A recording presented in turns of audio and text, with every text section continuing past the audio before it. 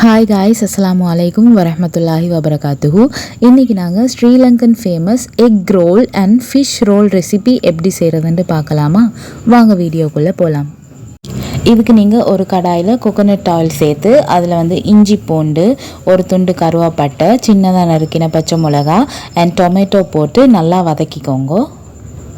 இதெல்லாம் ஓரளவு வதங்கின பிறகு மெல்லிசாக கட் பண்ணின ஆனியன், கேரட், அதோட கறி மிளகாய் சின்னதாக கட் பண்ணி சேர்த்து இதெல்லாம் நல்லா வதக்கிக்கோங்க. நீங்கள் உங்களுக்கு பிடிச்ச என்ன வெஜிடபிள் வேணும்னாலும் இதில் சேர்த்துக்கொள்ளலாம். அதோட நீங்கள் இப்படி வதக்கிறப்போ அடுப்பு மீடியம் ஹீட்டில் வச்சுக்கோங்க.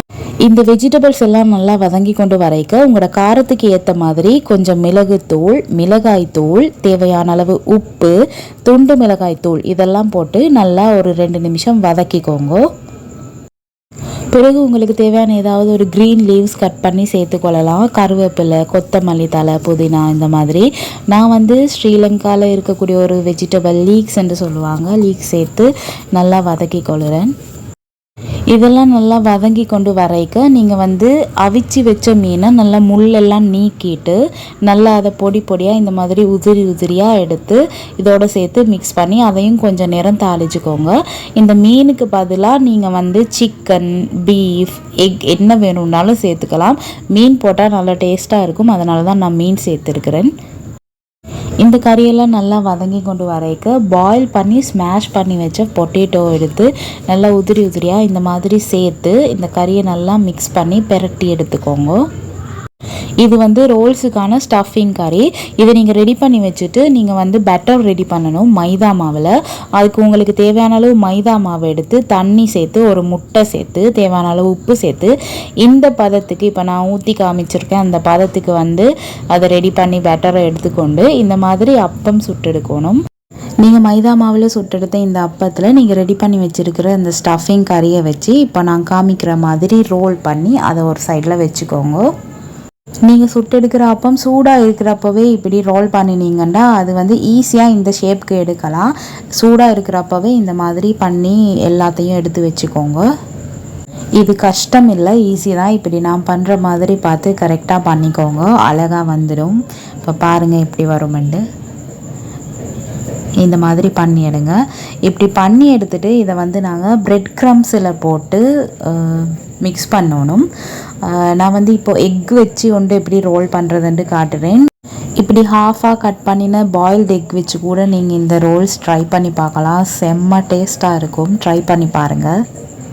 இந்த ரோல்ஸை நீங்கள் பிரெட் க்ரம்ஸில் மிக்ஸ் பண்ணுறதுக்கு மைதா மாவில் கொஞ்சம் தண்ணி சேர்த்து இந்த மாதிரி ஒரு பேட்டர் ரெடி பண்ணி வச்சுக்கோங்க. இந்த பேட்டரில் நீங்கள் செஞ்சு வச்ச ரோல்ஸை போட்டு நல்லா அதை டிப் பண்ணி எடுத்துட்டு பிரெட் க்ரம்ஸில் போட்டு நல்லா மிக்ஸ் பண்ணி எடுத்து வச்சுக்கோங்க.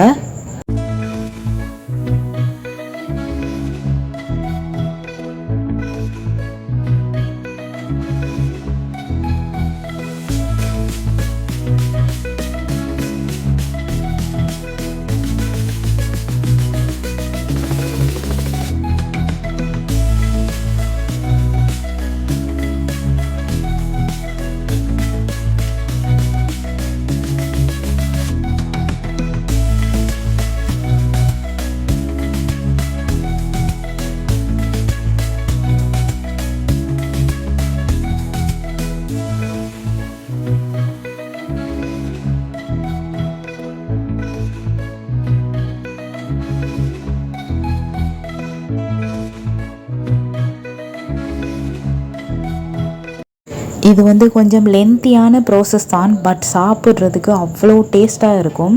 நீங்கள் இப்படி பிரெட் க்ரம்ஸில் டிப் பண்ணி எடுத்த எல்லா ரோல்ஸையும் இந்த மாதிரி கோகோனட் ஆயிலில் டீப் ஃப்ரை பண்ணி எடுங்க. இது ஃப்ரை பண்ணி எடுத்த பிறகு இதில் வெளியே நல்ல கிறிஸ்பியாகவும் உள்ள சாஃப்டாகவும் இருக்கும். நான் உங்களுக்கு காட்டுறேன், நீங்கள் பாருங்கள் அது எவ்வளோ கிறிஸ்பியாக இருக்குண்டு. நான் சொல்கிறேன், ஷுவராக நீங்கள் இதை ட்ரை பண்ணி பாருங்கள், அவ்வளோ டேஸ்ட்டாக இருக்கும். இது ஈவினிங் டைமில் டீ குடிச்சிட்டே சாப்பிட்றதுக்கு சூப்பராக இருக்கும். வீட்டுக்கு கெஸ்ட் வந்தால் கூட இது செஞ்சு கொடுத்து பாருங்கள், சாப்பிட்றதுக்கு அவ்வளோ டேஸ்ட்டாக இருக்கும். ட்ரை பண்ணி பாருங்கள். இப்படி இது கோல்டன் ப்ரௌன் கலர் வர்றப்போ இதை இறக்கிடுங்க. இந்த மாதிரி எல்லா ரோல்ஸையும் இப்படி பொரிச்சு எடுத்துக்கோங்க. இது எவ்வளோ கிறிஸ்பியாக இருக்குன்னு பாருங்கள். இது மாதிரி இன்னொரு டிஃப்ரெண்ட்டான ரெசிபியோடு உங்களை சந்திக்கிறேன். தேங்க்யூ மக்களே. அஸ்ஸலாமு அலைக்கும் வரஹ்மத்துல்லாஹி வபரகாத்துஹு.